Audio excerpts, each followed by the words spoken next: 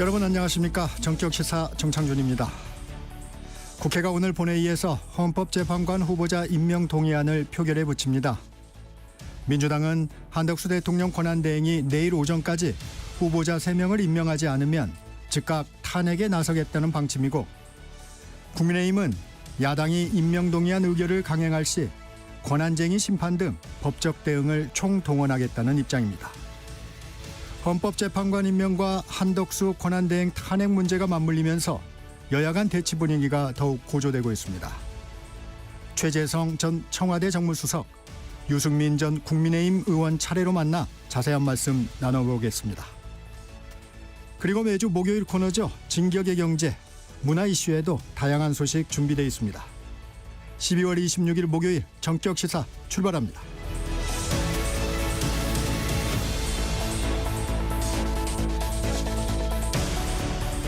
정격시사는 유튜브로도 실시간 방송합니다. 문자 참여는 짧은 문자 50원, 긴 문자 100원이 드는 샵 9730, 콩 어플은 무료입니다. KBS 1라디오 채널에는 정치, 경제, 사회, 문화를 망라한 다양한 명품 콘텐츠가 있습니다. 구독과 좋아요, 댓글 많이 부탁드립니다. 뉴스브리핑 시작합니다. 한국경제신문 최영찬 기자 나와 있습니다. 안녕하세요. 네, 안녕하십니까. 네, 계엄 사태로 내란죄 혐의를 받는 윤석열 대통령, 끝내 공수처 출석 요구에 또 응하지 않았습니다. 그렇습니다. 당초 공수처는 어제 오전 10시에 윤 대통령에게 정부 과천청사로 나오라고 요구를 했습니다. 네. 하지만 출석 요구에 응하지 않았을 뿐만 아니라 대통령실에서도 따로 연락이 오지 않았다고 공수처가 전했습니다. 윤 대통령 측은 또 변호인 선임계를 제출하지도 않았습니다. 어제 출석 불응으로 윤 대통령은 검찰 2번, 공수처 2번 해서 총 4차례 지금 소환 요구 출석을 거부하게 된 건데요. 네. 결국 윤 대통령에 대한 체포영장 등 강제 수사 가능성도 제기되는데, 공수처는 이에 대해서 체포영장 단계는 아직 좀 먼 얘기다 이렇게 설명을 했습니다. 네. 윤 대통령이 성탄절 예배에는 참석했다고요? 예, 한남동 관저에서 지난 24일이죠. 크리스마스 이브 때 성탄 예배를 한 것으로 알려졌습니다. 서울 소재의 한 교회 목사와 성도 등 10명, 10여 명이 방문한 것으로 알려졌는데, 네. 일반적으로 대통령은 본인의 종교와 상관없이 성탄절 예배에 참석을 해왔습니다. 네. 당초 윤 대통령은 이번 성탄절에 서울 성북구 영암교회를 찾아 성탄 예배에 참석할 예정이었는데요. 비상계엄에 따른 이 탄핵 소추로 관저에서 예배를 하게 됐다는 겁니다. 이 탄핵 이후 특히 지금 비상계엄 관련해서 계속 무속 논란이 더 커진 상황에서, 그렇죠. 이 성탄 예배를 본 것으로 이걸 좀 희석시키려는 것 아니냐 이런 분석도 나오고 있습니다. 네. 한덕수 대통령 권한대행 탄핵 소추 여부를 두고 여야가 강대강으로 맞서고 있습니다. 예, 민주당은 한덕수 대통령 권한대행이 헌법재판관을 임명하지 않으면 내일 탄핵 소추안을 발의하겠다고 예고했습니다. 오늘 일단 본회의가 열릴 예정인데요. 그렇죠. 이 본회의에서 국회 추천목 헌법재판관 후보자 3명에 대한 임명 동의안을 처리합니다. 민주당은 동의안이 통과하면 한 권한대행이 즉시 헌법재판관을 임명해야 한다고 압박을 하고 있습니다. 네. 민주당이 정한 시한은 내일 오전입니다. 탄핵 소추안이 발의되면 본회의 보고한 뒤 24시간 이후 72시간 이내 표결을 진행하게 돼 있는데요. 당초 여야가 합의했던 본회의 일정은 오늘이랑 31일 이틀이었습니다. 네. 근데 우원식 국회의장은 내일도 이제 본회의를 추가로 열기로 지금 할 방침인데요. 27일에는 이제 한덕수 권한대행이 탄핵 소추안을 보고할 계획인 이 민주당의 요구를 들어준 겁니다. 네. 국민의힘에선 문제를 삼겠다는 입장을 분명히 했죠. 그렇습니다. 지금 국민의힘은 대통령 권한대행이 헌법재판관을 임명해도 되는지 따져봐야 한다 이런 입장을 고수했습니다. 권영세 국민의힘 비대위원장 지명자는 한 권한대행이 임명 권한이 있는지 헌법재판소의 권한쟁의 심판을 청구할 필요가 있다고 말했는데요. 헌법재판관이나 대법관 임명은 이 국가 원수로서의 권한에 해당되기 때문에 한 대행이 이제 대행으로 이를 행사하는 것은 부적절하다는 겁니다. 다만 여당 일각에서는 한 대행이 헌법재판관을 임명해야 한다 이런 주장도 나오곤 있습니다. 네. 내년 4월엔 헌법재판관 2명의 임기가 끝나는데 임명을 하지 못할 경우 헌법재판소 자체가 좀 마비될 수 있기 때문입니다. 네. 관심이 가는 뉴스도 있네요. 계엄 사태의 핵심 피해자로 검찰 수사를 받고 있는 김용현 전 국방부 장관의 변호인단이 오늘 기자회견을 열고 입장을 발표한다고요? 예, 김 전 장관 측 변호인단은 오늘 오전 서울 서초구 한국 컨퍼런스 센터에서 기자회견을 엽니다. 변호인단은 이 자리에서 검찰 수사와 김 전 장관 혐의 등에 대한 공식 입장을 밝힐 것으로 보입니다. 네. 김 전 장관은 지난 10일 구속된 다음에 검찰 특별수사본부 소환에 응하곤 있지만 관련 진술은 모두 거부하고 있습니다. 이 다른 수사기관 조사에는 중복 수사를 이유로 응하지 않고 있는데요. 검찰은 오는 28일 김 전 장관의 구속기간 만료를 앞두고 추가 수사를 이어가는 가운데 조만간 김 전 장관 등을 재판에 넘길 전망입니다. 네. 그런데 김 전 장관 측에서 일부 매체 취재를 불허해서 논란이 일고 있네요. 예, 김 전 장관 측은 MBC와 JTBC 등 특정 언론사의 취재를 제한하겠다는 입장을 밝혔습니다.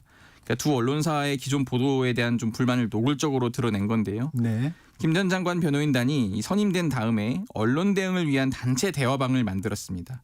이 기자 70명 정도가 대화방에 참여하는 것으로 알려졌는데 네. 이 대화방에 들어있지 않은 다른 언론사나 기자는 이 현장에 와도 회견에 참여할 수 없다고 못을 박은 겁니다. 네. 네, 이에 대해서 기자협회와 방송기자연합회, 전국언론노동조합 등 3개 단체는 긴급 성명을 내고 이 같은 방침을 철회하라고 촉구했습니다. 그렇군요.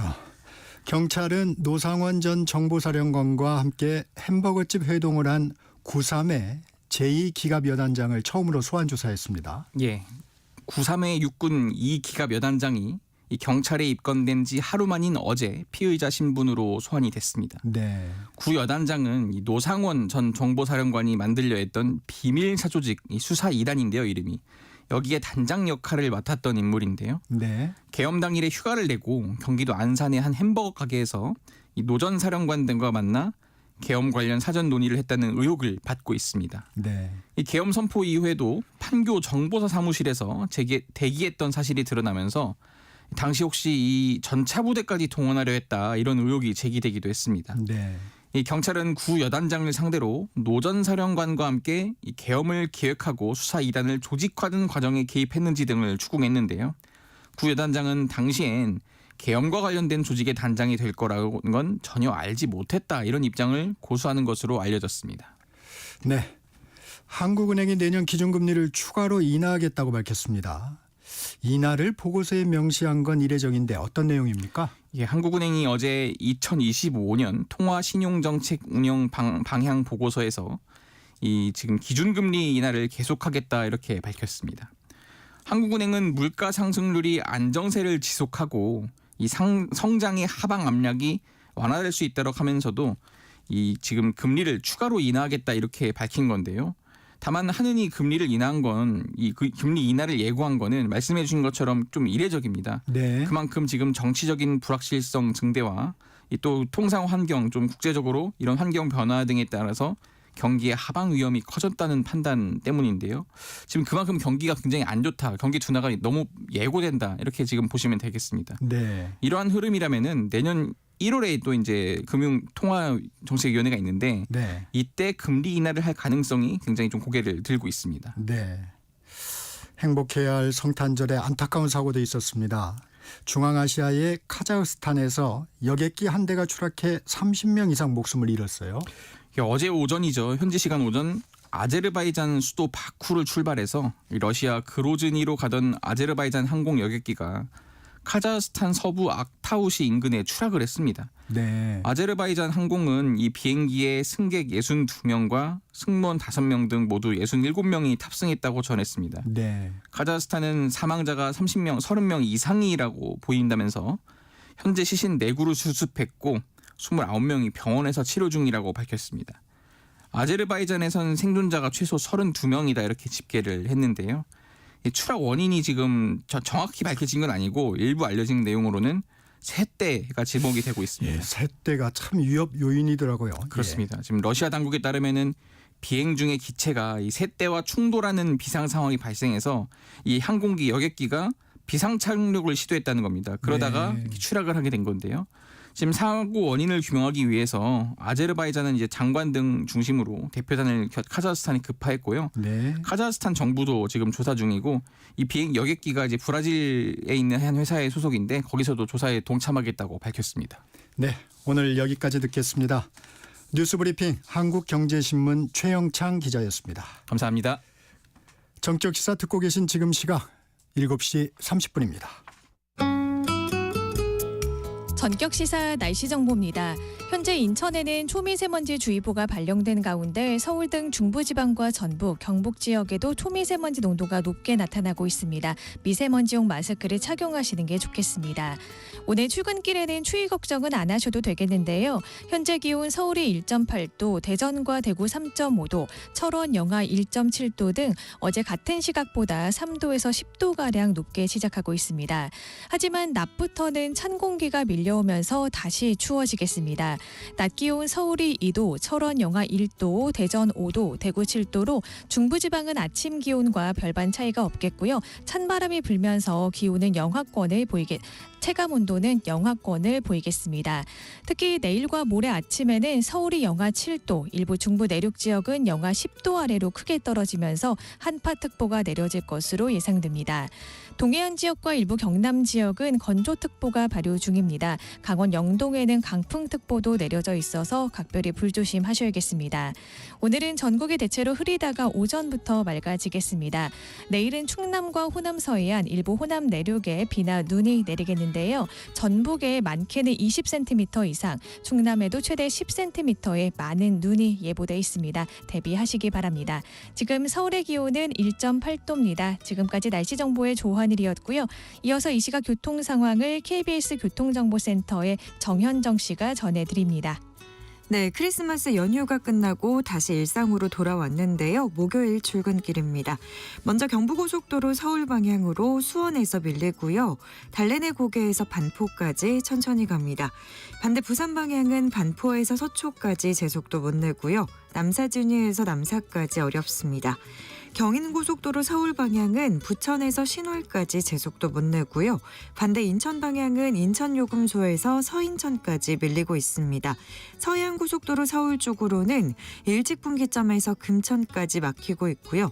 반대 목포 방향은 금천에서 막히다가 순산터널에서 용담터널, 매송휴게소에서 비봉까지 천천히 갑니다. 당진 부근에 고장난 차 서 있고요. 서울 시내 상황은 동부간선도로 성수분기점 방향인데요. 도봉터널 출구에서 월계 1교 사이 1차로는 고장난 차가 서 있습니다. KBS 교통정보센터에서 정현정입니다.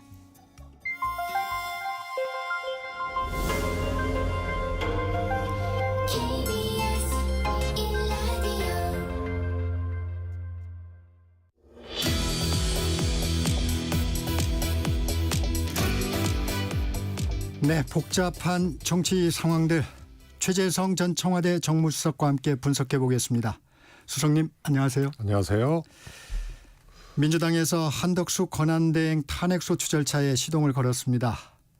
지난주 수석께서 한 대행에 대한 탄핵을 거론 안 했으면 좋겠다고 했는데 결국 민주당이 탄핵 카드를 꺼내 들었습니다. 민주당의 전략 어떻게 보십니까? 이제 탄핵이 불가피한 상황으로 가지 않을까 싶습니다. 그런데 이제 우선 헌재 재판관 임명 국회 추천 네. 세 분에 대한 임명 절차는 그거는 어떤 논란을 일으킬 사항이 아니거든요. 국민의힘에서 임명하면 안 된다라는 이제 엉뚱한 얘기를 하면서 이게 논쟁이 된 건데요. 그거는 뭐 권한대행 한덕수 권한대행이 그건 뭐 임명을 안 할래 안 할 수가 없는 거거든요. 근데 이게 논쟁이 돼서 이거 할 수도 있고 안 할 수도 있고 뭐 이런 식으로 가니까 말이에요. 근데 한덕수 총리도 알고 있을 거예요. 이거는 안 할 수가 없다. 특히 국회 추천 몫이니까요. 그런데 왜 저거를 갖고 논란이 되고 뭐 숙고를 한다 그러고 여야 협상을 하라. 네, 심지어는 뭐 국회로 뭐 풀어달라고 뭐 하고 이런 게 결국은 이제 거부권을 행사하기 위한 그래서 헌법재판관은 임명하고 내란 특검이나 쌍특검 거부권을 행사하고 이러면 조금 낫지 않겠어요? 한덕수 대행 입장에서는. 그래서 오히려 그거를 키운 측면이 있다. 이렇게 보고 싶고요. 민주당도 그거를 가지고 탄핵 이렇게 뭐 얘기를 하는 거는 물론 이제 쌍특검이 이제 탄핵에 이제 주요한 거고요. 그런데 그걸 갖고 논란하는 거는 전략상으로 네. 별로 이제 득이 안 되는 거예요. 그래서 하나는 임명하고 하나는 거부하고 제가 보기에는 한덕수 권한대행의 그 생각이라고 보거든요. 분리 대응할 거라 이렇게 보시는 거군요. 분리 대응할 거라고 보죠. 헌재 재판관 임명은 안 할 수가 없잖아요. 근데 그게 논점이 되고 논란이 된다는 거는 오히려 키운 측면이 있고 그건 거부권 행사를 하기 위한 그런 이제 사전 논란 키우기 아닌가 싶고요. 네. 거기에 민주당이 탄핵의 내용으로 그것을 임명 안 하는 것을 들고 나올 필요는 저는 없다고 봐요. 그냥 놔두면 된다고 봐요. 그 임명은. 네. 근데 이제 거부권은 저는 이제 내란 특검에 조금 주목을 하는데요. 내란 특검 같은 경우는 사실 한덕수 총리도 일종의 이제 사전 공모 내지는 혹은 계엄을 선포하는데 오히려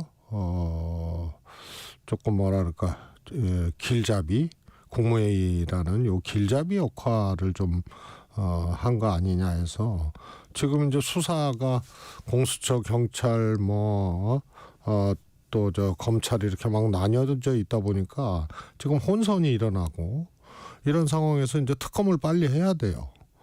그런데 이 내란 특검이 한덕수 총리 입장에서도 제가 보기에는 달갑지 않은 그런 거거든요. 그래서 그 거부권을 행사하기 위한 나름의 이제 전략이 아닌가 싶어요. 네.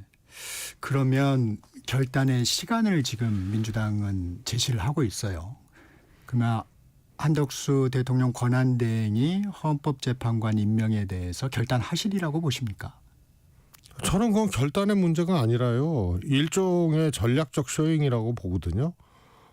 막 결정을 못하는 것처럼 하고 고민이라고 하고 숙고한다고 하고 아니 국회에서 추천한 헌법재판관을 임명하면 안 된다라는 조항이 없잖아요. 또 임명하지 않을 수도 있다는 조항도 없잖아요. 임명해야 되는 거예요.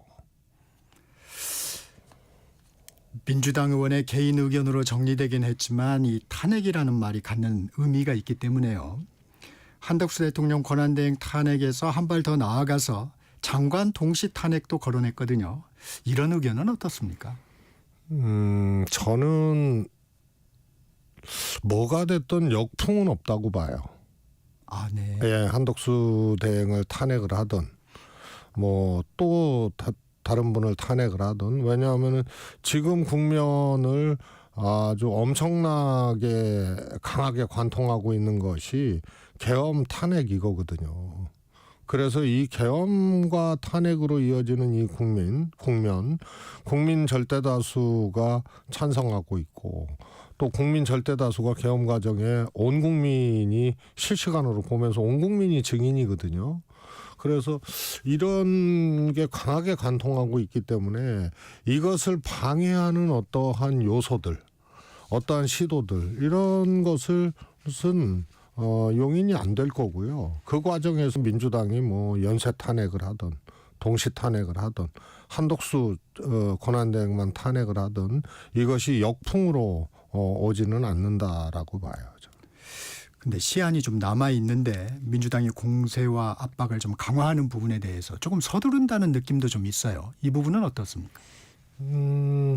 조금 이제 그런 점이 있었거든요. 특히 이제 쌍특검 같은 경우에 그 1월 1일까지 이제 거부권을 행사할지 말지 그 시한인데 미리 이제 탄핵을 얘기를 하고 탄핵 시도를 하거든요. 그래서 이제 오늘이 이제 그 마지노선 네. 26일 아닙니까? 근데 그게 이제 서두른다는 느낌이 있을 수도 있는데 아마 민주당은 지금 탄핵 절차들, 네. 그 다음에 지금 수사 상황이나 이런 것들이 내란 특검으로 빨리 모아져야 되는 이러한 것이 이제 좀 강하게 작용을 한 거지. 이거를 탄핵을 서두른다고 해서 정치적으로 민주당이 크게 손해를 보고 이득을 보고 하는 건 없거든요. 아, 네. 그래서 이거는 탄핵 절차를 빨리 진행을 해야 되고 또 혼선이 빚어지고 있는 수사 이런 것을 특검으로 빨리 이 전환을 시켜야 된다는 이런데 이거 한덕수 총리가 그 길목에 있거든요.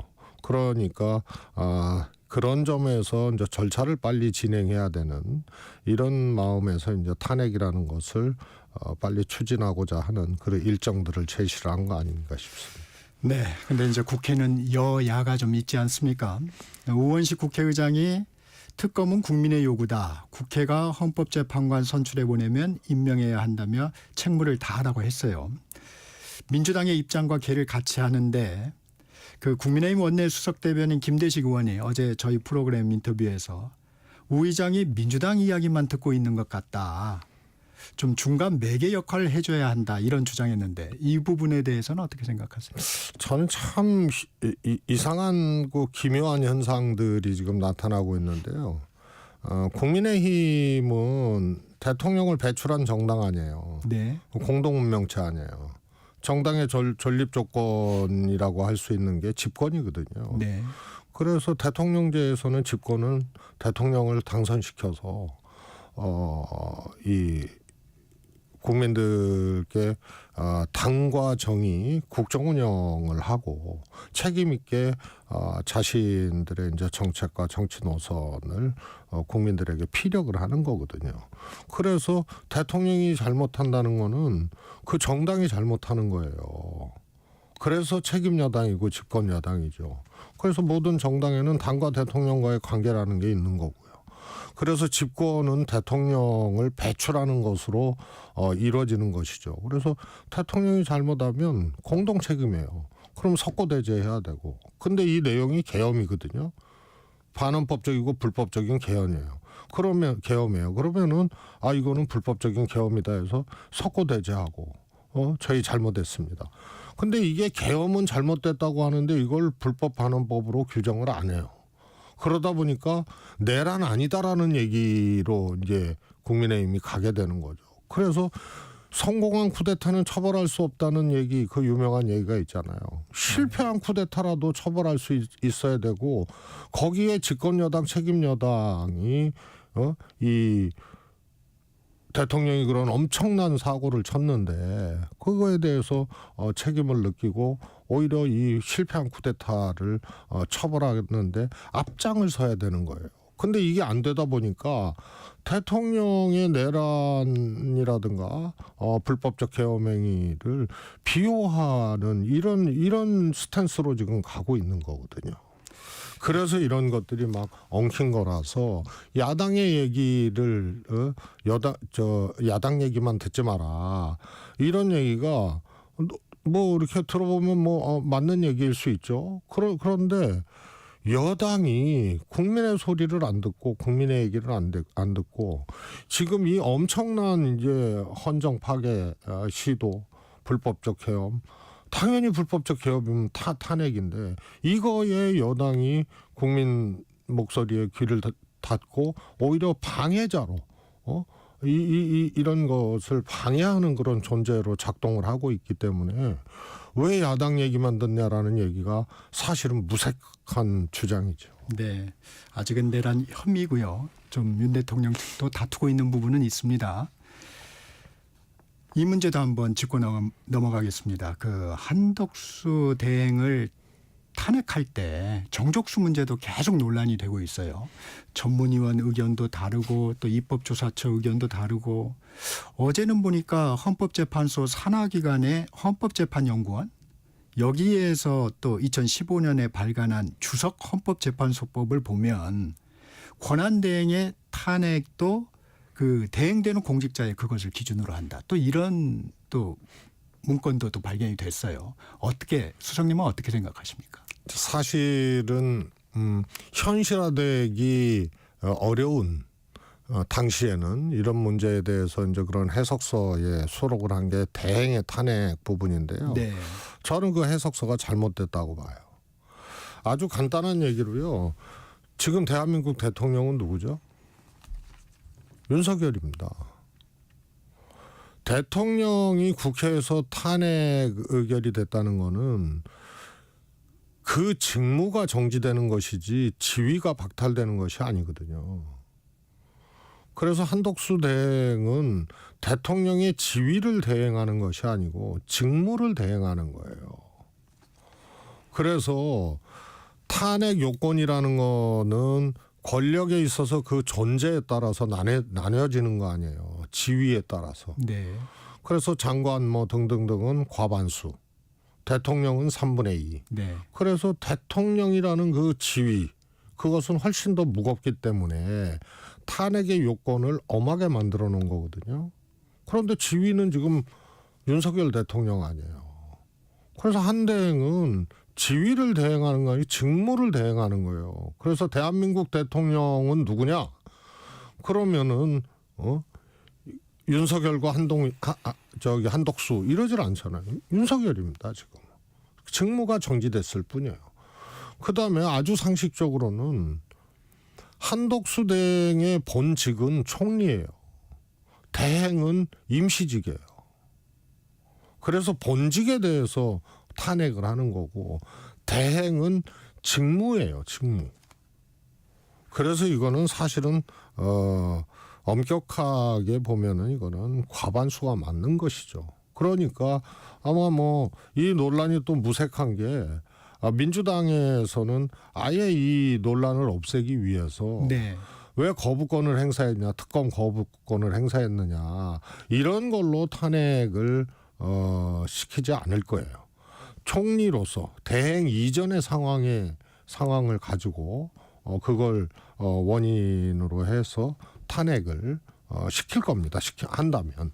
그렇기 때문에 뭐 과반이냐 3분의 2냐 이게 논란이 무색하는 게 아예 이것을 없애버리려고 권한대행 이전에 총리로서 이 계엄 과정에서의 문제라든가 이런 걸 가지고 탄핵을 시키면은 뭐 정족수 의결 정족수가 얼마냐 이게 이제 무색해지는 거죠.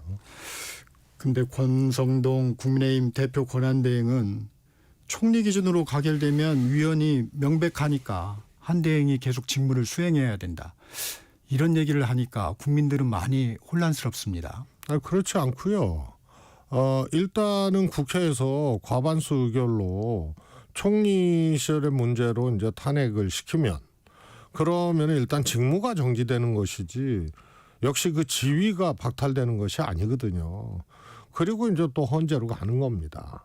그래서 직무가 정지된다는 것에 방점을 찍어서 보면 권성동 원내대표의 주장은 스스로가 헌법재판소의 판결을 개인 정치인 권성동이 가불 해서 본인이 지금 판결을 내리는 거예요.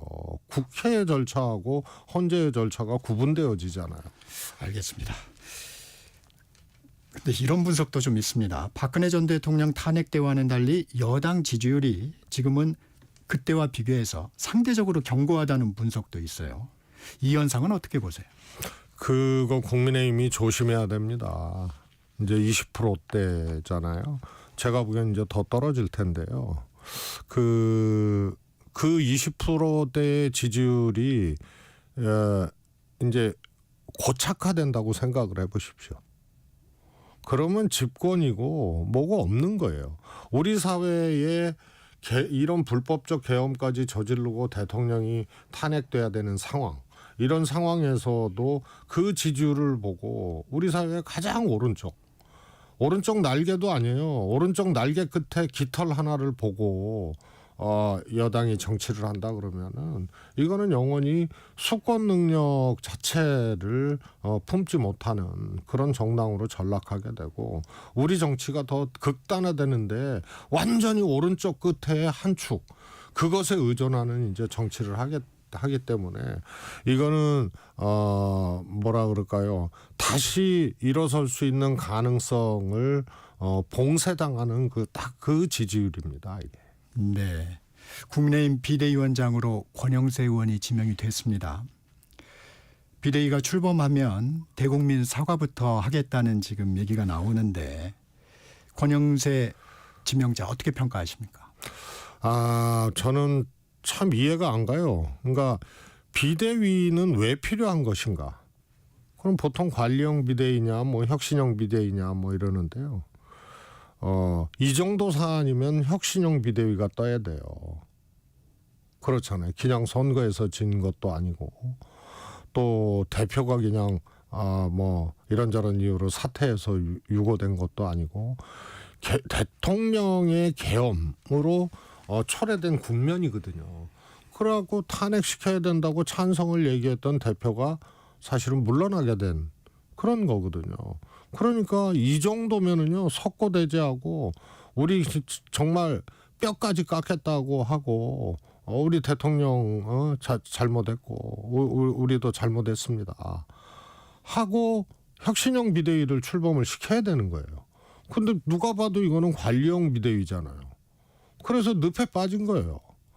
제가 보기에는 지금 국민의힘은 정말 세 개의 늪에 빠졌어요. 하나는 현상 유지해보자.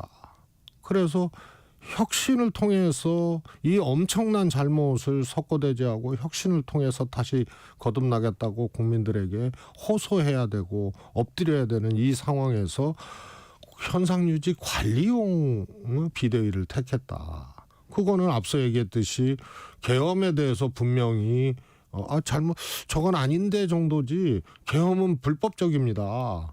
그래서 이거는 우리가 배출한 대통령이지만 잘못했습니다. 이게 아니거든요. 그래서 이게 발목을 잡아서 결국은 관리형 비대위를 뜨게 된 게 권영세 의원이 비대위원장이냐 아니냐 뭐 이거에 대한 평가를 떠나서 여기에 이제 늪에 빠진 거예요. 관리의 늪, 현상 유지의 늪. 그 다음에 이제 이재명의 늪에 빠졌어요. 탄핵 안 된다는 논리도 이재명 대통령 되기 때문에 안 된다 해서 이재명 대표의 사법 리스크 일정하고 시간표를 비교해 보면서 윤상현 의원은 심지어는 1년 갖고도 안 된다. 1년 이상 지나야 된다. 그 안에 이재명 사법 리스크가 터질 거다. 뭐 이런 거 아니에요? 그래서 지금도 이재명 늪에 빠져서 이재명 반대, 이재명 때문에 안 된다. 그러면 이재명이 택할 것이냐. 뭐 프랭카드 논쟁부터. 그래서 이재명 늪에 빠져서 스스로들의 독립된 정당으로서 수권을 할 수 있는 능력들을 더 지금 멸실시켜가는 그런 과정이다. 그다음에 하나가 기억의 늪이에요. 탄핵의 기억이 있거든. 그래서 그때 박근혜 전 대통령. 예. 그래서 이거는요. 그 단편적인 그 왜곡된 기억에 의존하는 거예요. 그럼 그때 탄핵을 만약에 똘똘 뭉쳐서 탄핵 반대를 했으면 집권할 수 있을까요? 마찬가지예요. 그래서 특히 그때하고는 다른 엄청난 이 계엄이라는 걸로 이제 탄핵 소추의 과정에 있는데 이것에 대해서 그때 우리가 탄핵을 저지를 못했기 때문에 우리가 집권을 못했다. 이런 이 기억 속에서 객관적인 어떤 판단이라든가 정당으로서 대통령은 최대한 5년 지나면은 대통령은 이제 사라지는 거고 당은 남는 거 아니에요.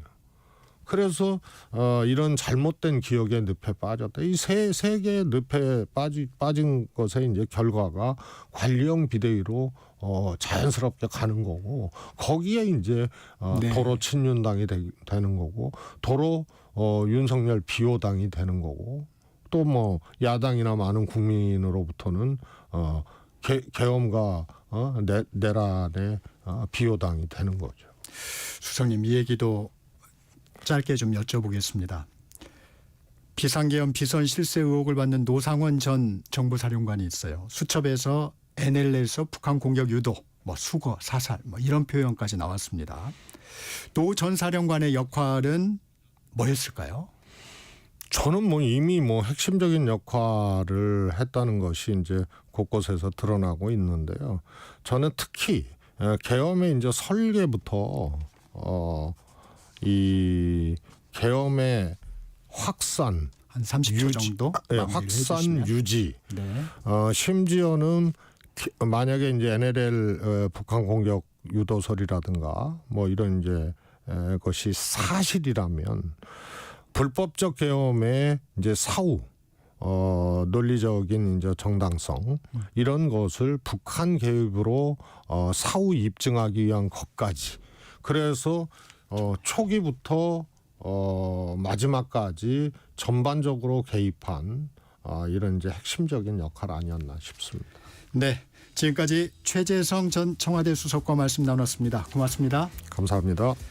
정책시사 1부 여기서 마치고요. 잠시 후 2부에는 유승민 전 국민의힘 의원 만나봅니다.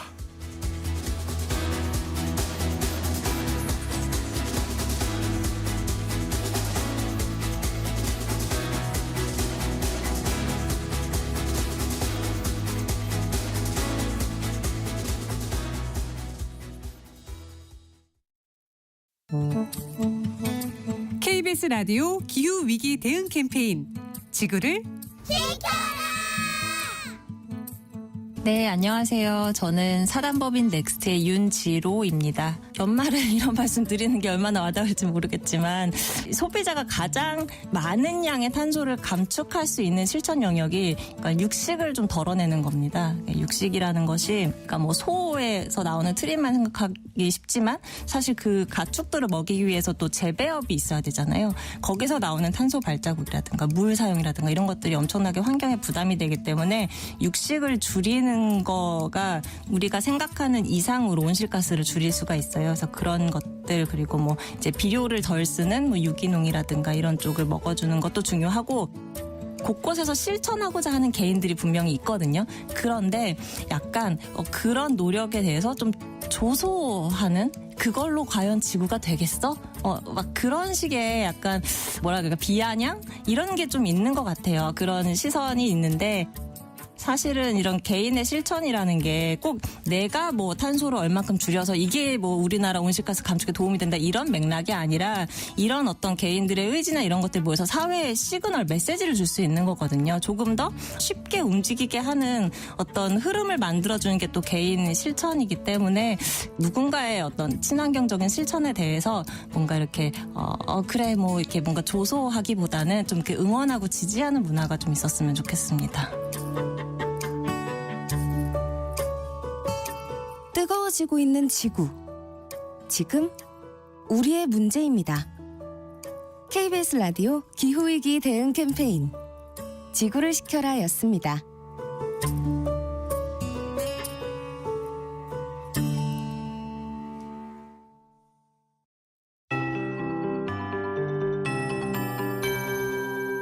KBS 58분 날씨. 요즘 기온이 들쑥날쑥합니다. 추위가 누그러졌다가 다시 강해지는 전형적인 겨울철 사만사온의 날씨가 이어지고 있는데요. 오늘 아침까지는 평년 기온에 크게 웃돌아 어제 아침보다 추위가 더 누그러졌지만 낮부터는 북쪽에서 찬 공기가 밀려오면서 다시 강추위가 찾아오겠습니다. 현재 기온 서울이 1.1도, 대전과 대구 3.5도, 철원 영하 1.7도 등 어제 같은 시각보다 3도에서 크게는 10도가량 높은데요. 낮 기온도 아침과 비슷하거나 큰 차이 없겠습니다. 서울이 2도, 철원 영하 1도, 대전 5도, 대구 7도로 중부지방은 아침 기온과 별반 차이가 없을 뿐더러 찬바람 때문에 오히려 체감 온도는 영하로 떨어지겠습니다. 특히 내일과 모레 아침에는 서울이 영하 7도, 일부 중부 내륙 지역은 영하 10도 아래로 크게 떨어지면서 한파특보가 다시 내려질 것으로 예상됩니다. 동해안 지역과 일부 경남 지역은 건조특보가 계속 발효 중인데요. 강원 영동에는 강풍특보도 내려져 있어서 더욱더 불조심하셔야겠습니다. 오늘은 전국이 대체로 흐리다가 오전부터 맑아지겠습니다. 내일은 충남과 호남 서해안 또 호남 내륙에도 비나 눈 소식이 있는데요. 전북에 많게는 20cm 이상, 충남에도 최대 10cm의 많은 눈이 예보돼 있습니다.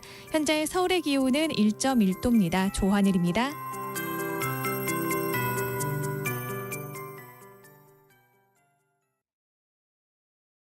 정성을 다하는 국민의 방송 KBS가 8시를 알려드립니다. AM 711kHz, FM 97.3MHz, KBS 1라디오입니다. HLKA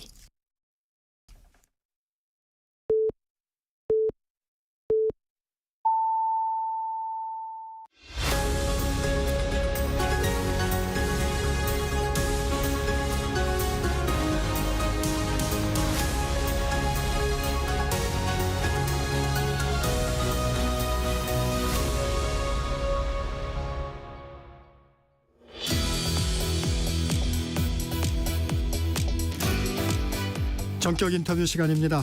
보수 잠룡 중 한 분이시죠. 유승민 전 국민의힘 의원 모셨습니다. 안녕하십니까? 예, 유승민입니다. 안녕하십니까?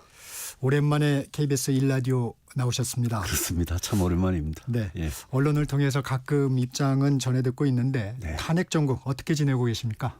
예, 뭐 아주 괴로워하면서 지냅니다. 특히 국민의힘 식구니까요. 예, 우리가 배출한 대통령이 저지른 일이고 그 이후에 또 당이 보여주는 모습 이런 것들이 너무 좀 제대로 안 가고 있는 것 같아서 굉장히 괴롭고요.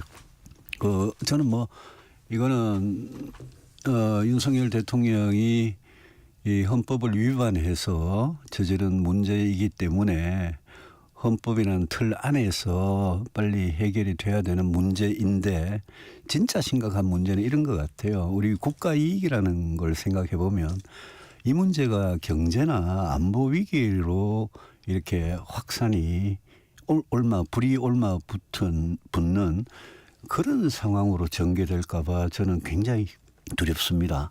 지금 경제가 진짜 심각하게 안 좋고요. 특히 이 사태 이후에 내수, 수출, 성장 모든 게 충격을 받고 금융시장, 자본시장이 굉장히 요동을 치고 정치 불안이 경제 불안으로 그대로 불이 붙고 안보는 뭐 지금 트럼프가 집권을 하면 어떻게 될지 불안한 그런 상황에서 이게 진짜 국가 이익이라는 걸 생각하면 이 계엄 사태가 대한민국의 국익에 엄청난 위험을 주는 것 같아서 그게 네. 제일 걱정입니다. 네.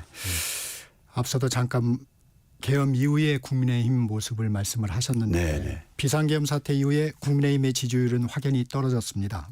물론 집권 여당으로서 당연한 결과일 수도 있지만 어떤 행태에 국민들이 더 실망하고 있다고 보십니까? 민심하고 거꾸로 가니까요.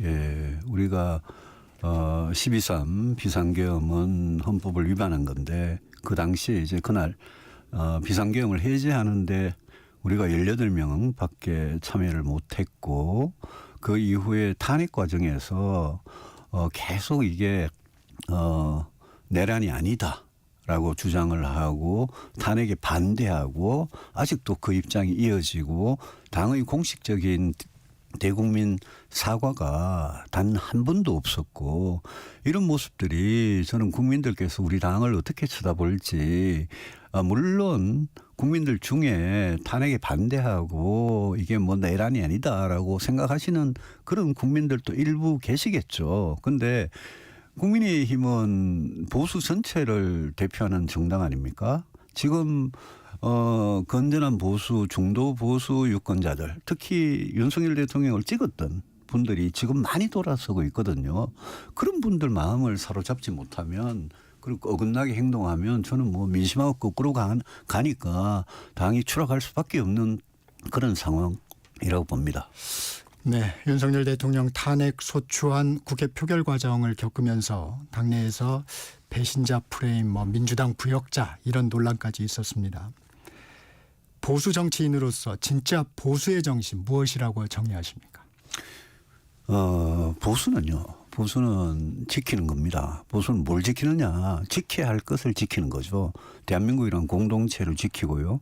우리는 특히 헌법 가치를 철저하게 지켜야 되고 우리가 원칙이나 품격 이런 걸 지키고 보수는 또 신중하게 책임 있게 개혁을 하는 그런 거거든요. 근데 지금 우리 헌법 8조에 보면 2항 4항에 정당의 어떤 민주적 운영 그 목표와 조직과 활동이 민주적이어야 된다. 그다음에 정당이 민주적인 기본 질서를 위배해서는 안 된다. 정당 해산 사유에 그렇게 되어 있습니다. 그런데 저는 지금 딱 이 시점에서 국민의힘이 보수를 대표하는 정당으로서 진짜 모든 걸 헌법 테두리 안에서 이 사태를 생각을 해야 된다. 우리 국민의힘이 당연히 헌법을 준수할 의무가 우리 국회의원들, 대통령, 우리 당 전부 다 그 의무가 있지 않습니까? 근데 그게 지금 그 길에서 어긋나는 것 같아가지고 지금 뭐 제일 좀 잘못 가고 있다. 보이는 거죠. 법치, 헌법과 예, 법률에 그럼요. 예. 네, 가정입니다. 예. 조기 대선 가능성이 있는 상황입니다.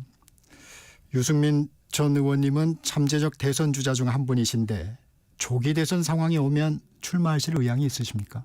지금 헌법 심판, 헌재하고 있는 헌법 심판이 제대로 시작도 안 했는데 특히 우리는 지금 죄를 짓고 어떤 의미에서는 제가 누누이 말씀드렸지만 당의 입장, 이 문제에 대한 당의 입장이 정리가 안 돼가지고 국민의 지탄을 받고 있는 그런 상황인데 저는 이 상황에서 우리 당 소속 의원들이든 누구든 지금 손들고 내 대선 출마하겠소 조기 대선을 전제로 그렇게 말하는 거는 저는 뭐 일부 그렇게 하시는 분도 있던데 저는 이해가 안 됩니다. 저는 이 상황이 정리되고 당이 제대로 된 길을 찾을 때까지는 그런 이야기 안 할 생각입니다. 답변을 못해서 죄송합니다만.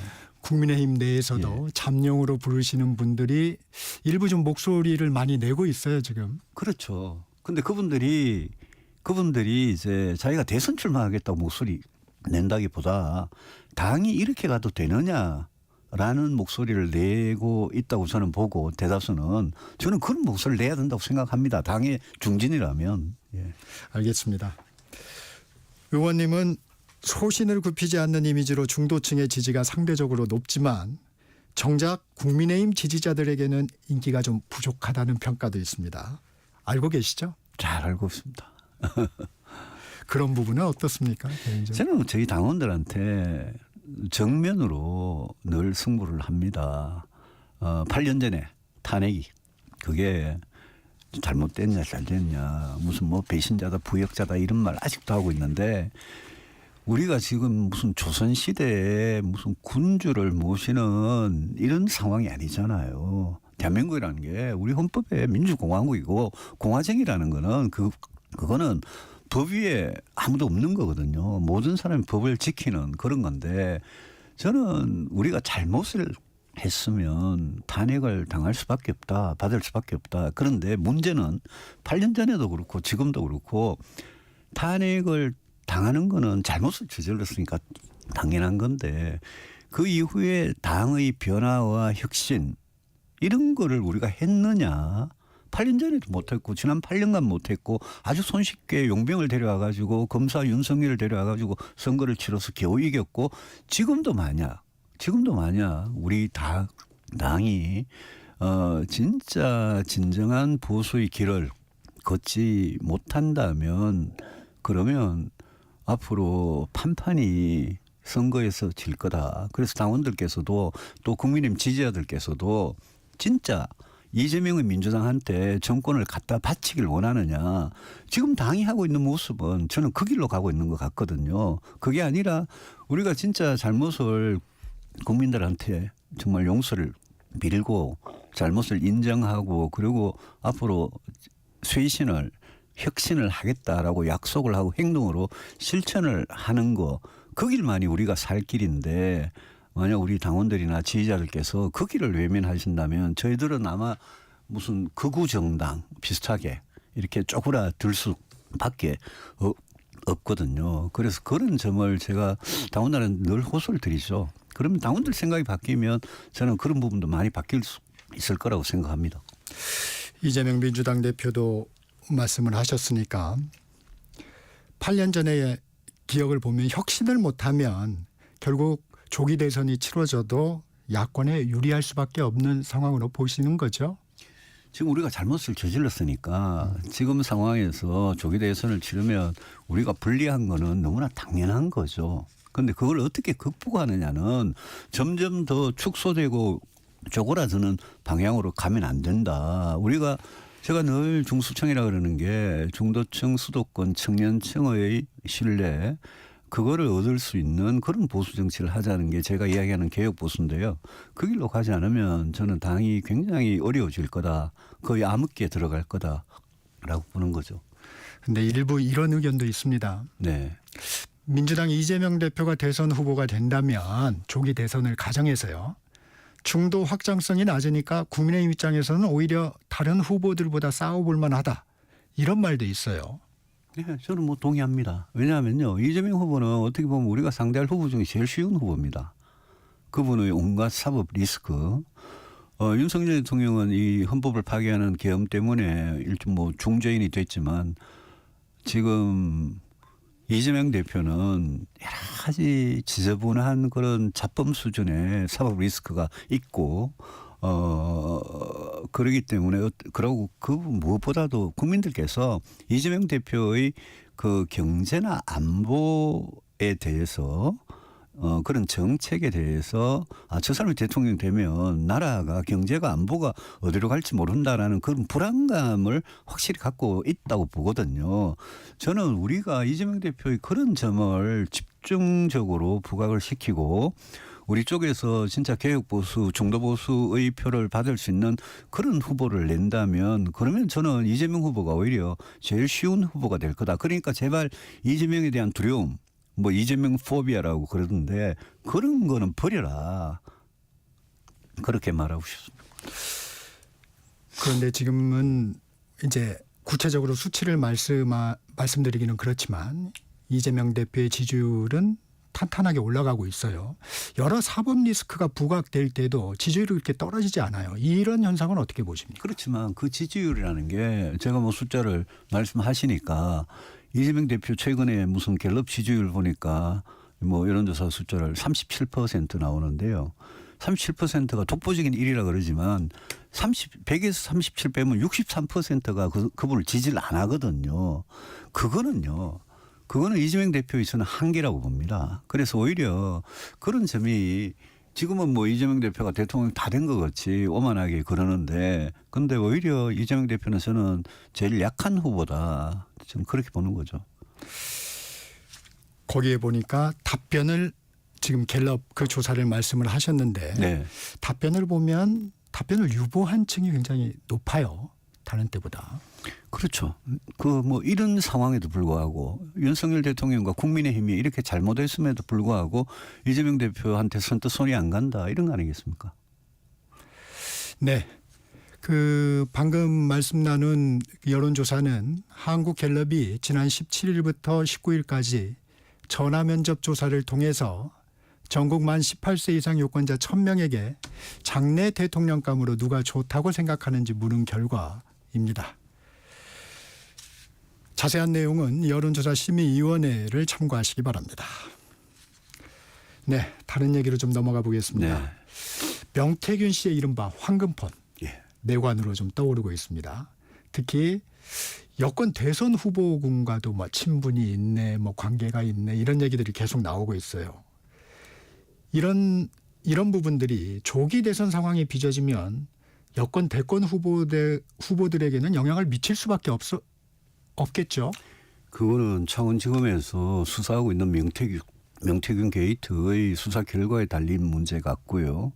만약 우리 뭐 잠재적인 네. 우리 후보들 중에 명태균 게이트에 연루돼서 불법의 증거가 드러나거나 이런 분들은 대선 후보로 나오기 힘들겠죠. 그건 그렇게 봐야죠. 그런데 그 부분은 검찰이 지금 수사를 하고 있어서 제가 뭐라고 그러진 않겠습니다만 그동안 쭉 나온 거를 보면 명태균이란 이 사람이 우리 국민의힘의 윤석열 대통령 부부뿐만 아니라 여러 무슨 국민의힘 정치인들하고 네. 관계가 드러나고 있고 네. 거기에 연루돼 가지고 무슨 뭐 선거법이든 정치자금법이든 뭐든 간에 불법이 드러나면 우리가 그런 후보를 내세울 수는 없겠죠.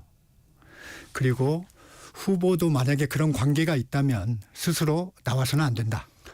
그거는 우리 당원들이나 국민의힘 지지자들이 판단을 하실 겁니다. 명태균 게이트에서 불법이 드러난 사람을 후보로 내가지고 도대체 대선을 치를 수가 있느냐. 그렇지 않아도 지금 비상계엄 때문에 대선에 지금 우리가 굉장히 어려운 상황에 봉착을 했는데 근데 뭐 무슨 불법이 막 드러나고 이런 후보를 내세워 갖고야 뭐 안 되겠죠. 당연히. 네. 저는 아무 관계 없습니다. 상대적으로 너무 자유로우시더라고요. 이 부분에서는. 저는 뭐 처음부터 그 사람 사기꾼이라고 생각했고 접촉 안 하는 그런 제안도 받았습니다만은 아니다. 정치 그런 사람하고 그래 엮여서 하는 거 아니다라고 분명히 선을 그었습니다. 네. 이 얘기도 좀 여쭤보겠습니다. 노상원 전 정보사령관 수첩 메모가 충격을 주고 있습니다. NLL에서 북한 공격 유도, 국회 봉쇄, 사살 이 같은 메모는 어떻게 보셨습니까? 그분이 정보사령을 그만두고 군복을 벗고 혼자 앉아가지고 골방에서 수첩에다가 그런 걸 적고 혼자 무당을 만나러 다니고 그랬으면 모르겠어요. 근데 그분이 지금 현역들을 접촉한 그 정황들이 드러나고 있지 않습니까? 네. 현역 군인들을 지금 현역 정보사령관이다 무슨 기갑 부대장이다 현역 대령들이다 이런 분들을 무슨 어디 햄버거 집에 접촉을 하고 그런 게 드러났기 때문에 저는 그 부분 들으면서 그게 만약 사실이고 그런 북풍을 일으키려고 그랬다면 그거는 내란에다가 우리가 외환이라고 있습니다. 외환제 형법에 네. 내란죄가 쭉 나오고 내란죄, 내란 목적 살인죄 이런 게 쭉 나오고는 그러고는 외환에 관한 외환이라는 게 이제 그 외환이 달러가 아니고 네네네. 외부 적과 어떻게 연결해 가지고 그 폭동을 소요 사태를 일으키는 건데 외환죄에 해당하는 그런 사태가 발생하면 우리가 겪어보지 못한 일이거든요. 이거는. 그래서 그 부분은 정말 철저하게 수사를 해야 된다. 그렇게 보죠. 근데 이제 수사기관의 관점도 조금은 다른 것 같아요. 네, 보면 경찰은 비선 실세다, 확실한 이인자다 이렇게 보고 좀 접근을 하는 것 같고 검찰은 이 사람이 단순한 조언자 아니겠느냐, 실행 능력이 이 사람이 있겠느냐, 지금 민간인 신분인데 좀 이런 부분으로 조금 보여지는 측면이 있어요. 이 부분은 제가 어떻습니까? 그랬잖아요. 네. 그 현직 국방부 장관, 그 당시에 국방부 장관, 그다음에 현역 군인들, 장성들, 영관급 장교들 이 사람들하고 그 방금 말씀하신 그분 모임 노상원 노상원 전 정보사령관이 얼마나 자주 모였고 이분이 어떤 역할을 했고 그런 게 이제 수사 대상이 되겠죠. 만약 그 사람이 계엄에 굉장히 주도적인 역할을 했다. 그다음에 거기에 북풍까지 일으킬 생각을 했다. 이러면 그거는 도저히 용납할 수 없는 죄가 됩니다. 네. 국민의힘 비대위원장 얘기로 좀 넘어가 보겠습니다. 유승민 의원 등판론이 있었습니다. 그냥 썰이었죠. 설이었습니까? 네. 또 의원님도 국민의힘을 바꿔보자 하는 열망이 매우 강하다 이런 말씀도 하셨고요. 네, 저는 늘 그렇습니다. 당 주류 입장에서는 유 의원님이 상당히 부담스러웠을까요?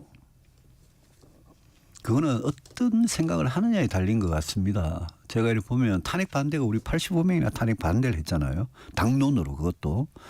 지금도 비상계엄 해제에도 참여를 못했고요. 국회의원으로서. 그게 유일한 비상계엄을 중단하는 방법이었는데 탄핵을 반대를 85명이나 있고 아직도 우리 당론은 탄핵 반대인 것처럼 돼 있고 내란이 아니다 그러고요. 비상계엄을 옹호하고 윤석열 대통령이 지금 버티는 입장을 지금 옹호를 하는 그런 사람들이 당의 주류가 되면 저는 그건 망하는 길로 간다고 생각하는데 그런 사람들이 주류가 되면 제 같은 사람이 무슨 비대위원장이든 뭐든 당에서 역할을 할 그런 공간은 없겠죠. 그렇지만 저는 그분들보다 누구보다도 저는 건전한 보수 정당을 사랑하는 사람입니다. 그래서 제가 위치가 어디에 있든 저는 계속 제 목소리를 낼 거고요. 당이 이렇게 가면 당이 어떻게 망하는 길로 뻔히 그냥 가는 걸 보고 가만히 있을 수 있겠습니까?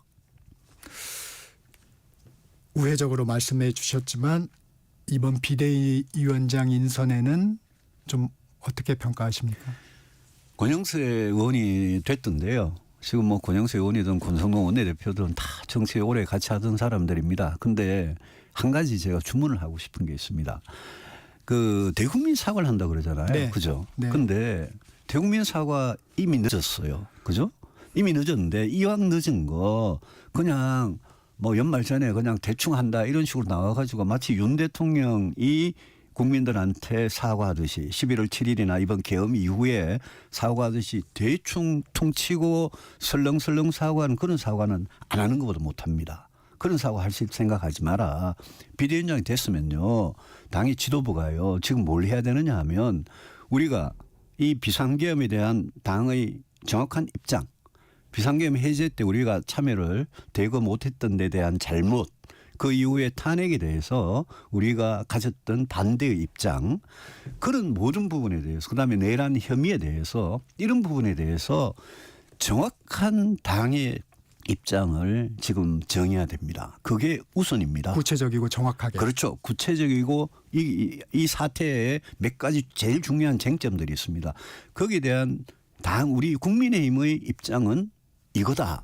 근데 그걸 정하려면요, 뭘 해야 되느냐 하면 비대위원장이든 원내대표 이 사람들이 지금 연말 연시에 진짜 모든 휴가고 뭐 휴리고 다 반납하고 모여가지고 우리 당의 갈 길에 대해서 이런 쟁점들에 대한 우리의 솔직한 입장에 대해서 먼저 정리를 하고 그 위에 사과를 한다면 국민들께 우리가 무엇에 대해서 구체적으로 사과를 하는지가 굉장히 분명해야 됩니다.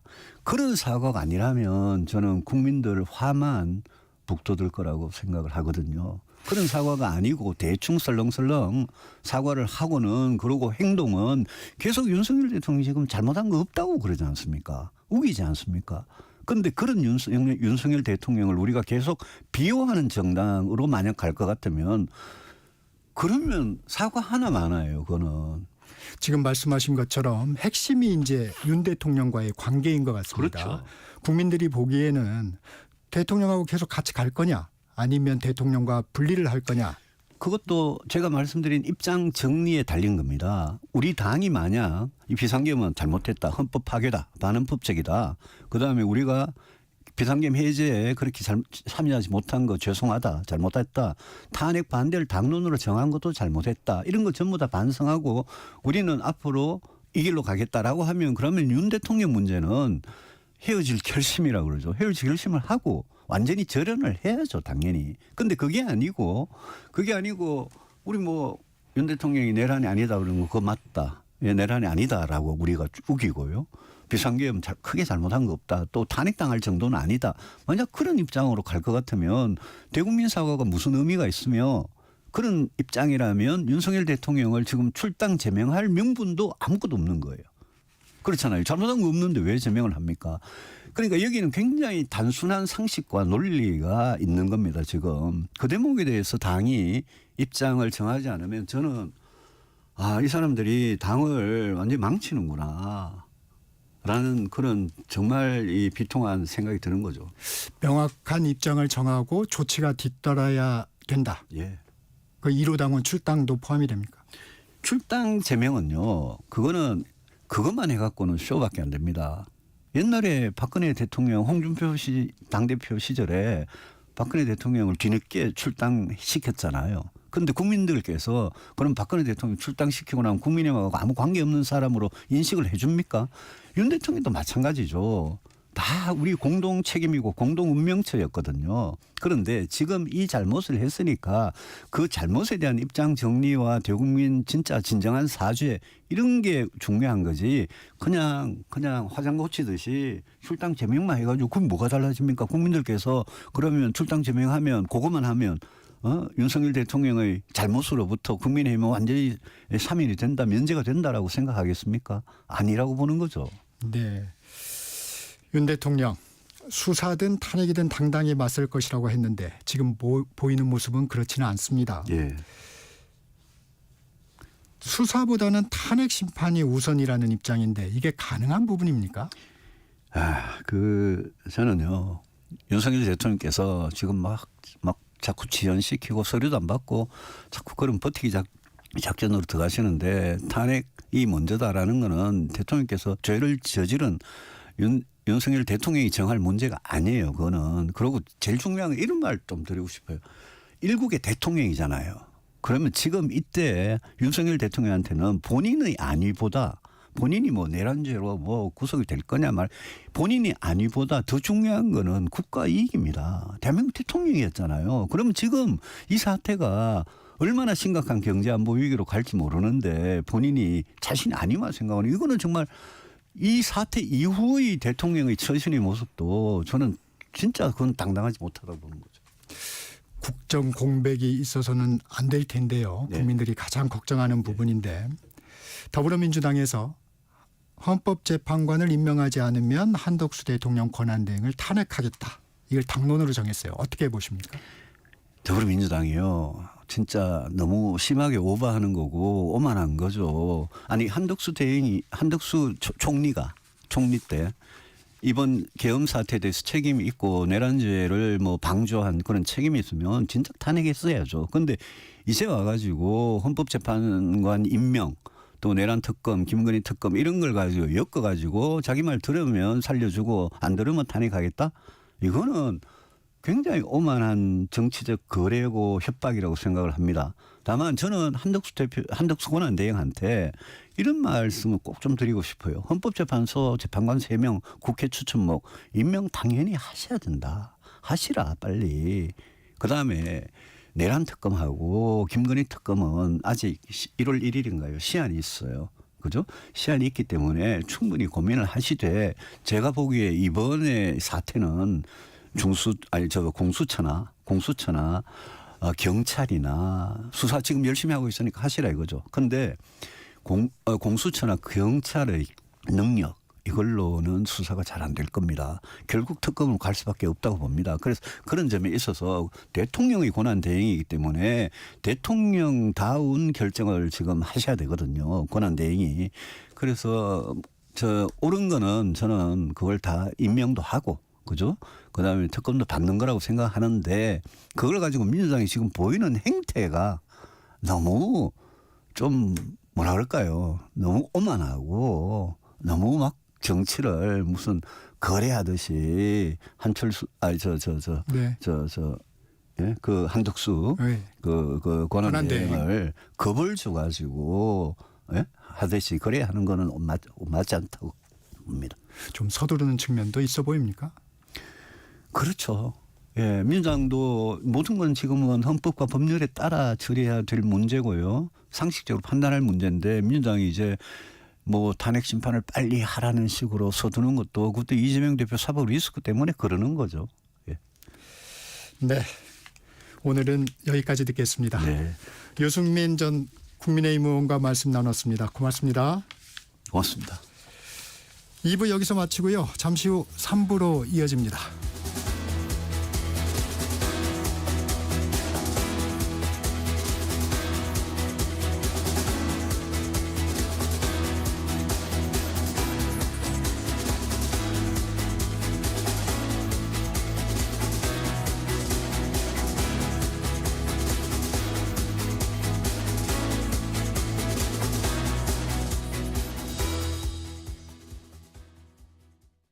제주 4.3 사건으로 인해 뒤틀린 가족관계를 바로잡기 위한 혼인 입양 신고 특례 신청이 시작되었습니다. 이번 신청은 2024년 9월 2일부터 2026년 8월 31일 2년간 진행되며 혼인 신고 특례의 경우 희생자의 사실혼 배우자, 본인 등이 입양 신고 특례는 양자로서 입양 신고를 하지 못한 본인이 신청할 수 있습니다. 신청권자, 신청 서류, 접수 방법 등 자세한 사항은 4.3 종합정보 시스템 누리집에서 확인하시고 문의는 제주특별자치도 4.3 지원과 064-710-8440으로 해주시면 됩니다. 희생자와 유족의 명예회복을 위한 이번 기회에 많은 관심 부탁드립니다. 잠시 후 8시 반부터 일부 지역국에서는 해당 지역 방송을 보내드립니다. 워렌 버핏은 가치 투자, 필립 피셔는 성장주 투자, 피터 린치는 장기 투자. 방법은 달라도 목표는 하나. 성기영의 경제쇼가 성공의 길로 안내합니다. 깊이 있게, 명쾌하게, 지금 이 시대 경제에 관한 모든 것을 알려드립니다. 평일 오후 4시 5분 성기영의 경제쇼와 함께하십시오.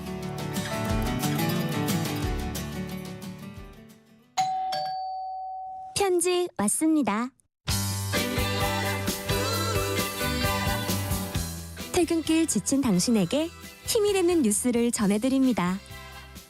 매일 저녁 5시 5분 당신과 함께 읽는 세상 이야기 KBS 1라디오 뉴스레터 K. 지금 시각은 8시 30분입니다. KBS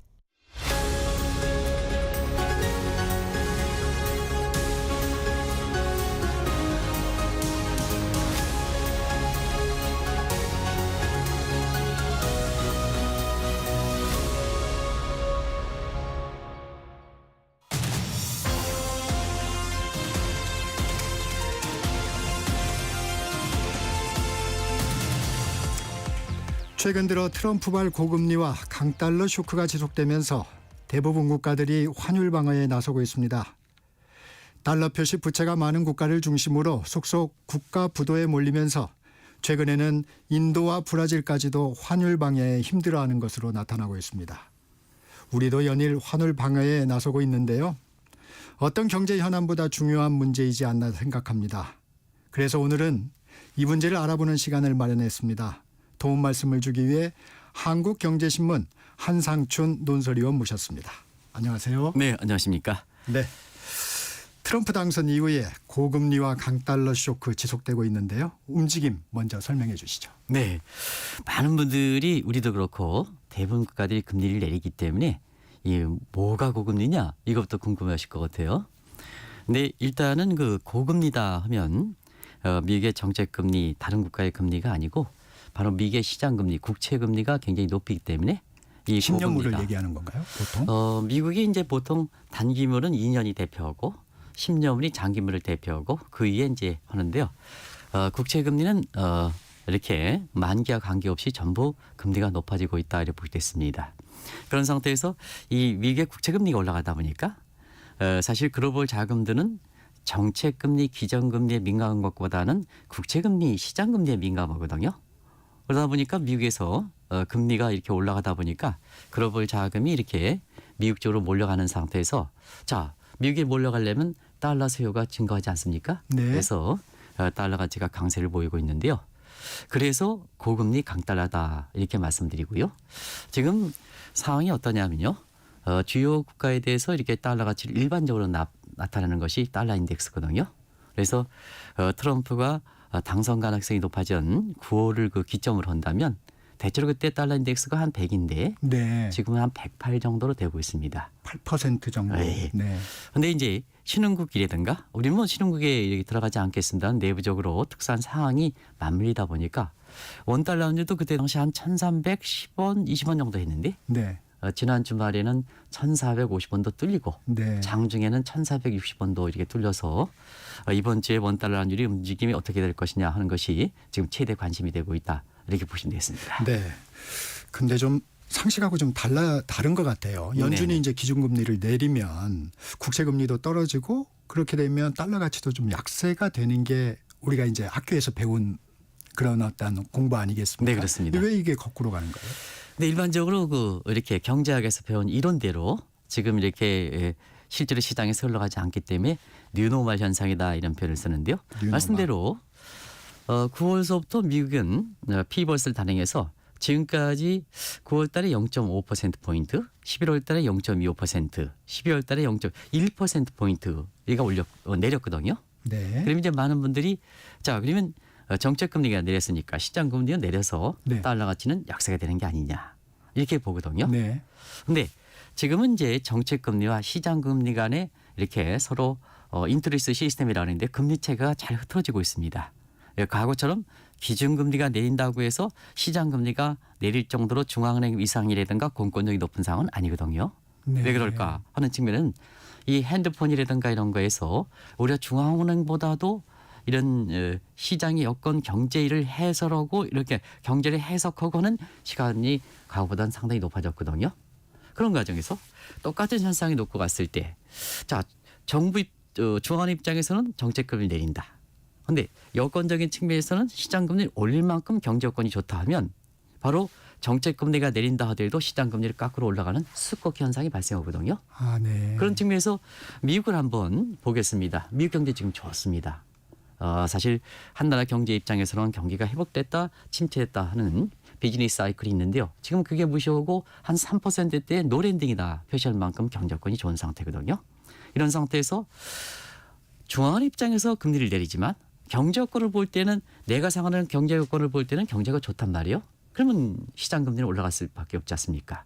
그리고 미국이 지금 이렇게 국가가 디폴트 위험이다 이런 상대로 지난번 그 임시 예산을 할 때 트럼프가 차후에 사실 문제가 될 수 있는 게 국가 부채, 연방 부채 상환 문제거든요. 이것도 좀 폐지해달라. 왜냐하면 그게 걸려 있으면 집권 첫 해에 그 문제 때문에 집권 1기와 마찬가지로 디폴트 위험에 처할 가능성이 높거든요. 그만큼 미국이 국가 채무 상황이 어려운 상황이거든요. 이럴 때에는 자 채권 수급상 보면 채권 발행 물량이 증가해죠. 채권 발행 물량이 증가하면 채권 가격은 떨어지니까 자 금리는 반비례 관계가 있거든요. 그래서 국채 금리가 올라간다 이렇게 보시면 되겠습니다. 네, 경제 이론도 좀 잘 말씀해 주셨는데 투자자들은 또 궁금한 게 있습니다. 네, 그러면 그렇습니다. 채권 시장 투자 어떻게 해야 되나? 뭐 이런 부분에 대해서는 어떻게 말씀해 주시죠? 지금 채권 투자가들이요. 사실 9월 달만 하더라도 미국의 그 정책 금리가 떨어지고 정책 금리가 떨어지면 앞서 말씀드린 같이 채권 가격이 올라갈 거로 생각하기 때문에 그때 모든 금리 기관들이 미국의 앞으로 금리는 떨어진다. 채권 가격 올라간다. 채권 사두시오 했는데요. 지금 그때 당시에 비해서 미국의 10년물 금리가 3.6%에서 4.6%까지 한 100bp, 1%포인트 올렸습니다. 그러면 채권 가격이 그만큼 폭락했다는 얘기죠. 네. 그래서 9월 달에 피벗, 정책 금리가 떨어졌을 때 그때 많은 그 금융사를 이렇게 그렇죠. 권유대로 네. 채권을 샀다면 불과 3개월 만에 30% 이상 손실이 발생했습니다. 그랬군요. 그런 상태에서 지금은 이런 문제가 종전의 이론대로 생각하지 못했던 이런 요인이 발생하다 보니까 피부적으로 기업이라든가 경제 주체들은 똑같은 현상이 발생하지만 예상치 못하게 움직이기 때문에 느끼는 그 부담은 굉장히 크게 되는 것이 지금의 현실이다 하는 것을 말씀드리겠습니다. 네. 그 강달러 쇼크 때문에 미국을 제외한 전 세계 국가가 환율 방어에 나서고 있다고 하는데 갈수록 힘들어지고 있지 않습니까? 네, 그렇습니다. 많은 분들이 궁금한 게 2022년 10월 달에 아마 청취자분도 기억나시겠습니다만 그때 갓달러, 킹달러라는 용어가 마치 유행처럼 나왔습니다. 네. 근데 그때 달러 인덱스가 한 114 정도거든요. 114요. 네네. 지금이 한 네, 108이라고. 지금 108이면 네. 그러면 달러 인덱스 상으로 보면 지금이 달러 약세가 되지 않느냐 이런 쪽으로 이렇게 되는데요. 사실 지금의 달러 강세 부분에서 느끼는 정도는 달러 인덱스 여부와 관계없이 더 큽니다. 왜 그럴까 하는 측면은 환율은 상대 비교입니다. 인덱스 상으로 비록 114에서 108로 떨어졌지만 지금은 미국의 달러 강세는 모든 통화에 대해서 이렇게 강세를 보이는 거거든요. 그런 측면이 지금 그때와 다른 점이다 이렇게 이제 보시면 되겠고요. 그리고 앞서 말씀드린 같이 예상과 다르게 움직이기 때문에 체감적인 측면에서 부담이 더다 이렇게 보시면 되겠습니다. 지금 한번 상황을 보겠습니다. 요즘 원달러 환율이 이창영 총재께서도 한 1,400원 이렇게 됐을 때 환율이 올라가는 게 일시적이다. 충분히 방어할 수 있다. 많이 노력했죠. 근데 1차 저지선은 1,400원을 넘어서 지금 1,450원 2차 저지선을 뚫고 1,460원대 간단 말이에요. 네. 우리만이냐. 이웃 일본도 엔달러 환율이 160엔 갔을 때 너무 엔저다. 그러면 여러 가지 수입 물가라든가 문제가 있기 때문에 일본의 재무성에서 계속해서 외화 실탄을 사용해서 개입했는데 그대로 다시 올라가고 있습니다.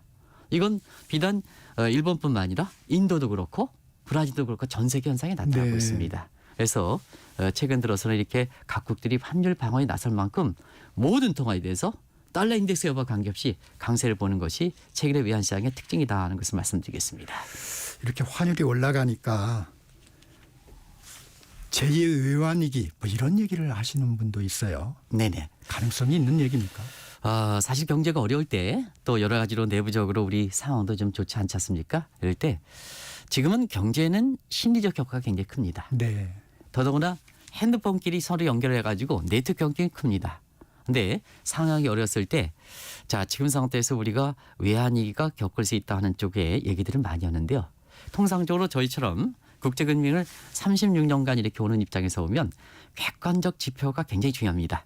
그런 측면에서는 우리나라의 외환위기 발생할 가능성이 있느냐 하는 것은 다소 좀 어려운 얘기 되겠습니다는 단기적으로 외국 자본이 이탈됐을 때 이걸 방어할 능력 네. 그리고 중장기적으로 보면 우리의 신용도를 바탕으로 해서 해외에서 자금을 조달할 수 있는 능력. 네. 그러면 단기에 이탈하는 것을 방지하고 해외에서 자금 조달한다면 외환위기는 발생하지 않겠죠. 이게 이제 전형적인 IMF의 모리스 건설타인이라는 사람이 있습니다. 네. 아마 외환위기를 경험하신 분은 1997년에 외환위기 당시에 뭐 깡듯이 뭐 이렇게 해가지고 임창력 이렇게 했을 때 사실 이때 우리의 그 외환위기 발생 가능성을 얘기할 때 IMF의 스텝인 모리스 골든스타인의 위기 판단 지표가 아마 잘들 기억하실 거로 이렇게 보이는데요. 그 위기 판단 지표로 본다면 우리나라의 제2의 외환위기 가능성은 아직 없습니다. 그리고 또 한 가지는 최근에 글로벌 인베스트 뱅크들이 많이 사용하는 외채 네. 상환 계수를 볼 때 네. 우리 단기 외채가 1997년에 GDP 대비해서 40% 육박하던 것이 지금은 많이 단기와 장단기 외채가 전부 개선이 됐습니다. 그래서 네. 단기 외채 비율은 지금 20%대로 많이 떨어졌습니다. 그래서 사실상 지금의 환율이 원달러 환율이 1,460원 이렇게 가서 일부에서 제기하는 것처럼 1990년 외환 위기가 발생했을 때 한때는 2,000원 가고 지금 1,400원 넘을 때가 우리 외환 역사상 네 번째로 해서 네. 그런 쪽에 충분히 우려하는 시각은 인정합니다는 이것이 마치 외환 위기가 발생할 수 있을 정도로 이렇게 어려운 가운데 어렵다 얘기하는 것은 좀 자제할 필요가 있는 것이 아닌가 생각합니다. 불안을 좀 해소시켜주는 차원에서 아까 말씀하신 인용하신 위기 판단 지표. 네, 그렇습니다. 그거 조금만 더 설명해 주시면. 네, 최근에 이렇게 보면 위기 판단 지표를 볼 때 가장 중요한 것이 사실 그 다른 각도로 얘기하면 외환 보유고거든요. 아, 네. 그러면 이제 우리가 그렇습니다. 예기치 못하게 우리 이제 진행자께서도 자금이 나간다. 그러면 내가 갖고 있는 비상금이 굉장히 중요하거든요. 네. 그런 측면에서 지금과 것처럼 우리의 외환보유를 볼 때 지금 우리나라의 외환보유가 한군에서 직접적으로 갖고 있는 것을 일선 자금이라 하는데요. 그게 한 4,150억 정도 됩니다. 이 정도 수준은 어떨까 하는 측면에서는 우리가 외환보유고의 적정 수준을 따질 땐 여러 가지 방식이 있습니다. IMF 방식이 있고 그다음에 그린스펀 방식이 있고 캡틴 방식이다 이렇게 하는데요. 지금은 이제 가장 광의로 한번 청취자분한테 얘기해 드리겠습니다. 가장 광의의 캡틴 방식으로 할 땐 우리의 적정 외환보고 수준은 3,800억 정도 됩니다. 아, 네. 그러면 지금 현재 갖고 있는 게 4,150억이니까 충분히 방어할 수 있다는 얘기입니다. 3,800억 달러. 예, 3,800억 달러 네. 되겠습니다. 그래서 지금 갖고 있는 게 4,150억이니까 우리가 지금 상황에서 잘 극복하면 제2의 외환위기라든가 이런 가능성은 앞서 말씀드린 같이 IMF의 모리스 골던스의 위기 판단 지표라든가 글로벌 인베스트먼트의 외채 상관계수라든가 이런 측면에서 동일하게 제2의 위안 발생 가능성은 낮다 하는 것을 말씀드리겠습니다. 이 부분도 한번 짚어주시죠. 네네. 그 환율이 올라가면 우리 원화 가치가 떨어지니까 예, 그렇습니다. 우리 수출 기업한테는 좋은 거 아닙니까? 근데 굉장히 어렵다고 해요. 네, 우리의 수출 구조가 사실 일반적으로 알기는 원화가 절하되면 달러에 대해서 절하되면 우리 수출 경쟁이 증가돼서 수출이 증대해서 같은 해나 우리 경제 성장률이 지금 2분기에 마이너스 0.1%, 3분기에 플러스 0.1%에서 거의 제로 성장이 이렇게 그치고 있는데요. 이걸 좀 끌어올리지 않겠느냐 하는데요. 지금 이것은 옛날하고가 좀 다릅니다. 옛날에는 환율에 민감한 우리나라의 수출입 구조를 갖고 있습니다. 그래서 대부분 다 이렇게 생각하시면 되겠습니다. 가격에 민감하니까 싼 제품들이 나갔다. 근데 지금 우리나라의 수출 제품 같은 경우는 전부 전기전자, 조선이라든가 뭐 첨단 기술 제품이지 않습니까? 이건 가격 경쟁에 나가지 않고 품질과 기술과 디자인에서 나가는 겁니다. 이런 수출입 구조가 바뀌었거든요. 그런 상태에서 환율이 올라가서 우리가 원화가 절하될 땐 옛날만큼 수출 증대가 효과가 적다. 네. 반대로 뭐든지 정책이라는 건 양면성도 있고 가격 번선 양면성도 있습니다. 자, 지금 상태에서 원화가 이렇게 1,450원 이상으로 갈 때에는 사실 수입 물가가 증가돼서 물가가 어려운 측면이 있습니다. 지금 가뜩이나 어려운 상태에서 체감적인 물가가 어려우면 우리 국민 입장에선 경제 고통이 증가되는 측면이 있거든요. 그래서 부작용적인 측면이 많지 않겠나 하는 생각이 듭니다. 네, 지금의 경제 상황을 이해하는 데 많은 도움이 된 것 같습니다. 지금까지 한국경제신문의 한상춘 논설위원이었습니다. 고맙습니다. 네, 고맙습니다. 전격 시사 듣고 계신 지금 시각 8시 44분입니다. 네, 오늘 낮부터는 다시 추워지겠습니다. 들쭉날쭉한 기온 변화 건강 잘 챙겨주셔야겠습니다. 먼저 경부고속도로 서울 쪽인데요. 북천안부터 정체고요. 수원에서 밀리고 있습니다. 달래내 고개에서 반포까지 천천히 가고요. 반대 부산 방향으로 반포에서 서초까지 막히고 있습니다. 경인고속도로 서울 방향은 신월에서 막히고요. 서운분기점에서는 화물차가 고장나 있어서 주의가 필요하겠습니다. 인천요금소에서 서인천까지 천천히 가고요. 서해안고속도로 서울 방향 광명역부터 시작된 정체는 금천까지 이어져 있습니다. 반대 목포 쪽으로는 금천에서 막히다가 매송휴게소에서 팔탄분기점까지는 10km가량 막히고 있습니다. KBS 교통정보센터에서 정현정입니다.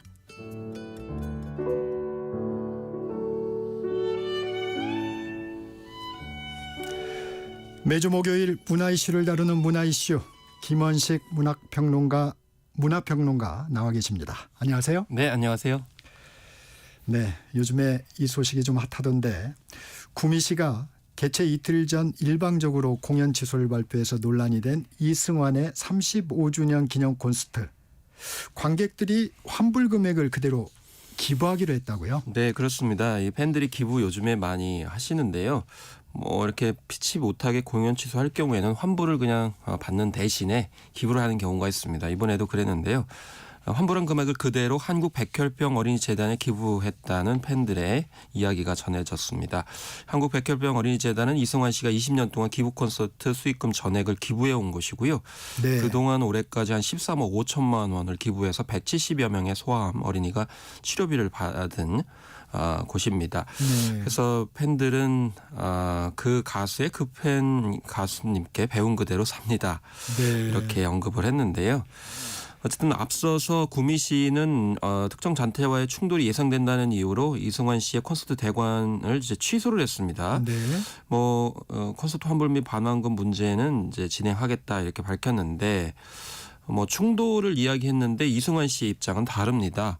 이 서약서 2항의 문제, 정치 선동 및 정치적 오해 등 언행을 하지 않겠음이라는 조항이 있는데 여기에 날인을 해달라라고 했는데 여기에 대해서 이승환 씨가 거부를 하면서 이게 대관 취소가 됐다라는 건데요. 그런 사정이 있군요. 네, 이승환 씨는 이거는 사전 검열이다, 표현의 자유를 억압하는 것이다라는 입장을 보였고 법적 대응을 시사를 했습니다. 네, 문화예술계에서 김장호 구미시장을 비판하면서 사퇴를 요구했다고요? 네, 그렇습니다. 그래서 200여 개 문화예술단체가 결성한 예술행동이 이러한 반무자적 결정은 아직 일어나지도 않은 일을 미리 재단해서 이승환의 정당한 공연 권리를 훼손한 명백한 예술 검열 사건이다 이렇게 얘기하면서 학문과 예술의 자유를 규정한 헌법 22조 그리고 이 예술인 권리 보장법이라는 것도 있어요. 여기에는 사상 정치적 의사 등으로 예술인 예술단체를 차별해서는 안 된다라는 네. 8조 2항의 내용도 있는데 이걸 위반했다는 것이고요. 또 무엇보다 그의 노래를 즐기고 그의 이야기에 공감하는 관객들을 향한 검열 행위다 이렇게 언급하면서 사실 이제 팬들의 문화 향유권을 제한하는 거잖아요. 이미 티켓을 다 구매를 했기 때문에 네. 그런 점을 지적을 했습니다. 경북 구미시에 이어서 29일 공연이 예정된 경남 김해에서도 논란이 확산되고 있다는데 네. 김해시의 입장은 무엇인가요? 일단 시청 홈페이지에 시장에게 바란다 코너에는 29일 공연을 두고 찬반 입장이 가열되고 있는 그런 상황입니다. 김해의 문화의 전당 마루에서 이제 열리게 되는데 한 사람은 이승환 씨의 김해 공연은 굉장히 부적절하다. 정치적 중립을 지키지 않고 공개적으로 친민주당적 행보를 보이고 있다. 이런 기본도 네. 지켜지지 않은 가수가 김해에서 공연을 한다는 것은 말이 안 된다고 생각한다라는 입장을 밝혔는데 제가 봤을 땐 티켓을 구매한 분은 아닌 것 같고요. 예, 다른 분은 이미 서울, 대구, 제주, 수원 공연에서 아무 문제도 없었다. 이 공연은 공연일 뿐 관객이 있으면 개최하는 게 맞다. 이 사상의 자유가 있는 대한민국에서 가수의 개인적인 의견 때문에 공연 취소를 강제로 당하게 된다면 그건 부당한 탄압이다. 이렇게 언급하게 됐는데 김해 문화의 전당 측은 일단 원칙록을 이야기하고 있습니다. 네. 합법적으로 심의 승인 규정 절차에 따라 하겠다. 라는 건데 그렇지만 이제 안전상의 심각한 하자 등이 있을 때만 취소가 가능하도록 하고 있기 때문에 취소는 어렵지 않겠느냐라는 그런 분석이 우세하고요.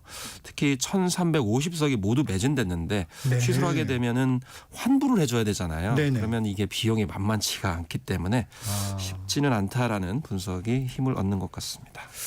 이렇게 또 논란이 좀 있지만 이승환 가수의 러브콜을 보내는 지자체도 있다고요. 그렇습니다. 광주광역시 같은 경우는 시장이 직접 나서가지고 광주에서 합시다 이러면서 광주로 초대합니다라는 내용을 SNS에 올리기도 했고 화성시장 같은 경우에도 화성 특례시에서 개최하면 어떨까요라고 SNS에 올리기도 했습니다.